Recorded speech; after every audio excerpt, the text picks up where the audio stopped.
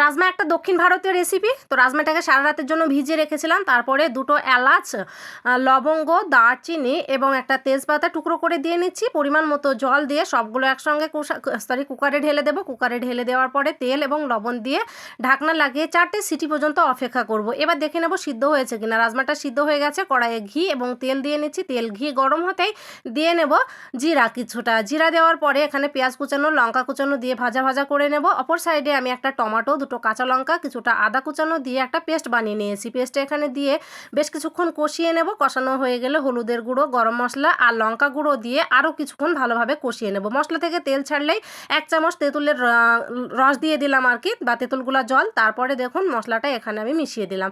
এবার ফুটিয়ে নেব। যতটা গ্রেভি রাখবো ততক্ষণ। ফোটানো হয়ে গেছে। ফ্রেশ কিছুটা ধনিয়া পাতা দিয়ে নিচ্ছি। আমাদের রাজমা কিন্তু একদমই রেডি হয়ে গেল। এটা জিরা রাইস এবং ঘি রাইসের সঙ্গে খুব ভালো লাগে।